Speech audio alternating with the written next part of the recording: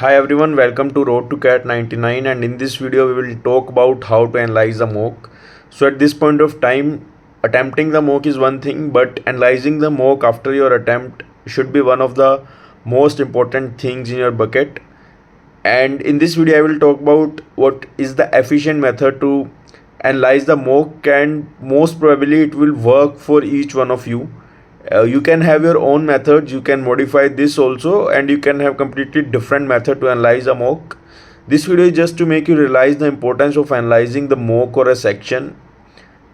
Why analysis is important is that basis on your analysis you will attempt the upcoming mock or the next mock, right?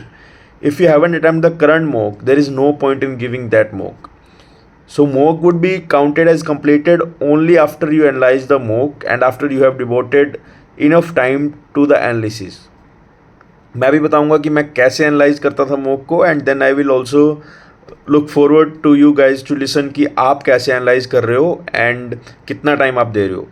The one mistake which I use to do is that मुझे लगता था कि mock देना ज़्यादा important है, analyse करना उतना important नहीं है, एंड मैं एनालिसिस को काफ़ी कम टाइम देता था. As long as I was giving less time to the analysis part, I was not feeling the change in myself. मेरा उसमें मार्क्स भी उतना ही आता था, एक स्टैगनेंट हो गया था, वेरिएबिलिटी बहुत ज़्यादा हो गई थी. तो मुझे then I realized after a lot of time कि analysis is much important, right. मुझे मेरे मार्क्स से मतलब है. Nobody would come and see how many mocks I have attempted, how many marks I have gotten in them. ठीक है, उस सबसे ज़्यादा इंपॉर्टेंट है कि मुझे कोई भी मॉक मिले उसको मैं इस तरीके से दूं कि I would be better than 90% of the जनता. तो मेरा सेक्शन वाइज यही रहता था कि मैं अपने वीकेस्ट सेक्शन में 95 प्लस लेके आऊँ एंड स्ट्रॉन्गेस्ट में 99 का बैरियर क्रॉस करूँ एंड ओवरऑल 99 का बैरियर क्रॉस करूँ. The benchmark for you guys might be different all together, है ना. बट आप जिस स्टेज पे अब हो, in the next 1 or 2 months you should be at better stage. ठीक है, तो उसके लिए हम आज बात करते हैं how you should proceed. The first way to proceed with that is we will talk about how to analyze the VRC section in this series, right? तो देखो, VRC was one of my weakest area and I believe बहुत सारे लोगों का VRC is not that good, right? And जिनका good है उनको भी I feel there is a lot of scope to improve, there is a lot of scope to do the things in the VRC, and you guys should keep analyzing, practicing, especially in the VRC, because VRC is one of the sections where anything can come, right? There is no formula, there is no specific set of syllabus. The test setter can give you anything under the sun and you have to attempt then basis on your comprehension and understanding. So as far as the VRC is concerned, the first clarification is आप कितना भी attempt करो, it doesn't matter. 24 question में से आप 3 passage attempt करो, 2 attempt करो या ऑल 4 अटैम्प्ट करो, what matters is how many marks you are getting from them, right? तो अटैम्प्ट ज़्यादा करो या कम करो उससे मैटर नहीं करता, एक्यूरेसी मैटर करती है. बट ऐसा भी नहीं है कि आप 100% एक्यूरेसी ला रहे हो और आपने 2-3 क्वेश्चन अटैम्प्ट करें पूरे पेपर में, वैसा भी नहीं होना चाहिए. So you should B, I would से, keep in balance the speed, the accuracy and your marks. ठीक है, एक्यूरेसी भी अच्छी रखनी है, स्पीड भी अच्छी रखनी है, मार्क्स भी अच्छा रखने हैं. बट जनरली तीनों चीज़ें अचीव नहीं होती, तो you should focus on at least 2 things. Speed अच्छी रखो, एक्यूरेसी अच्छी रखो, या एक्यूरेसी और मार्क्स अच्छे रखो, या फिर मार्क्स या स्पीड अच्छी रखो. ठीक है, बट आपका स्कोर आना चाहिए. As far as your scores are not coming, no matter what you are doing, nobody would praise that, right. आपको आपकी अचीवमेंट तभी कंसिडर होगी when you score a decent mark in any section. तो VRC के लिए even if you are getting single digit score as of now, I would say there is a high chance that you land up at 99 percentile in the actual CAT. The reason being कि आपको just जितना आपको section उस दिन मिला है उसकी comprehension और जो ऑदर सोच रहा है, जो पेपर सेटर सोच रहा है, उसकी अंडरस्टैंडिंग से अगर आपकी अंडरस्टैंडिंग मैच हो गई, then you will get the full marks, right. And you would never know कि आपकी और उसकी अंडरस्टैंडिंग कब मैच हो जाए और कब डिफरेंट हो जाए. ठीक है, there will be 100 of days when your understanding is very much different from the authors or from the paper setter's understanding, but there can be one day and that day can be a cat day when your understanding got matched with the paper setter.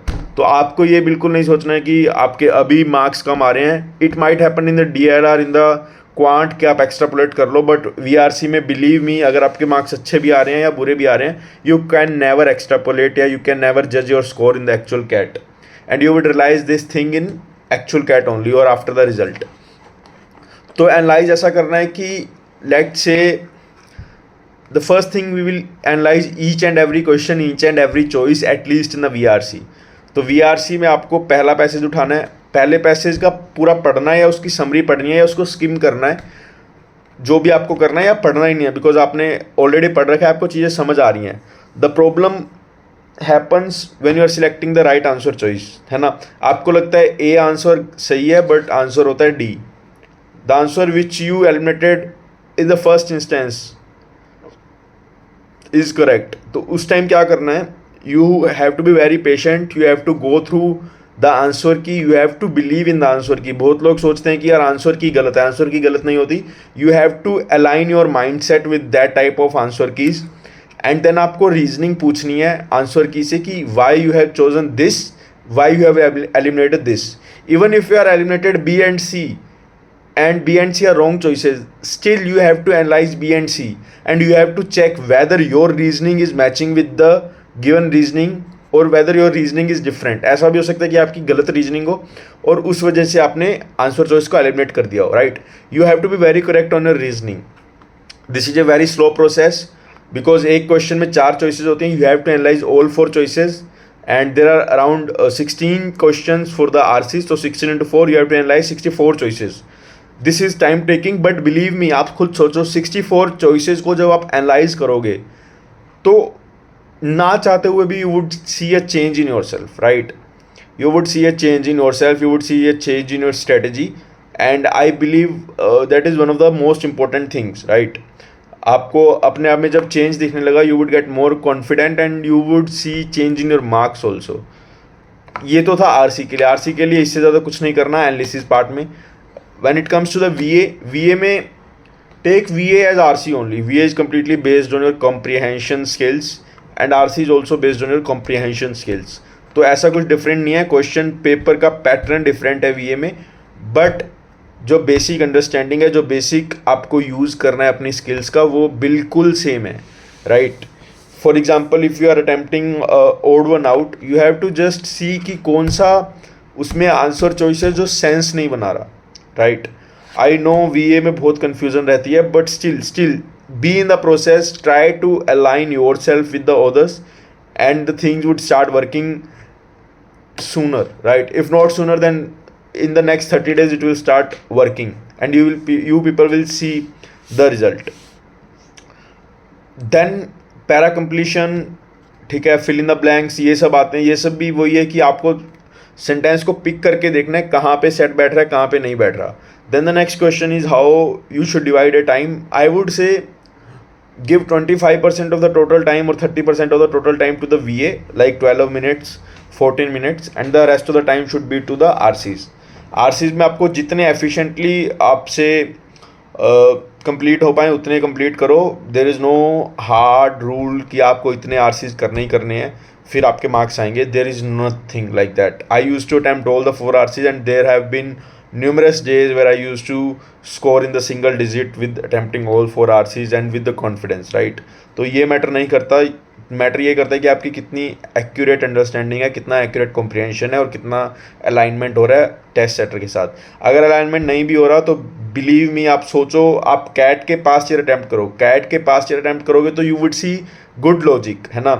मॉक्स में कई बार absurd weird logic आपको लगेगा, but cat का जब actual paper attempt करोगे तो their logics are true and you can't question their logics, because if you are questioning their logics then you would not be able to align with that and you would not be able to score in the actual CAT, right। तो उनके logic के साथ तो आपको पूरा proper alignment होना ही चाहिए। One source that you can refer two is YouTube पे काफ़ी अच्छे टीचर्स हैं VRC के, that will provide you explanation of all the VRC questions of the past years of the CAT।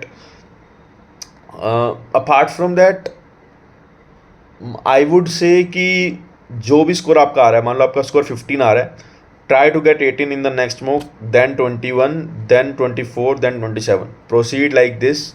Don't try to jump from 15 to 30 in a single shot. It won't work, and if it works, it won't be consistent, right? तो consistency लानी है, and I would say if you guys devote complete 50 days to the VRC, at least 3 hours a day or 2 hours a day just to the VRC, the things will improve, and it will improve till that point कि अगर आपका बिल्कुल score नहीं आ रहा, आपका अच्छा score भी आएगा and you would be able to clear the cutoffs also. So thank you, best of luck. Again, this strategy is not the hardcore strategy. Your strategy can be completely different from this. You can modify this strategy, or you can directly implement or take learnings from this. Thank you and have a very happy day.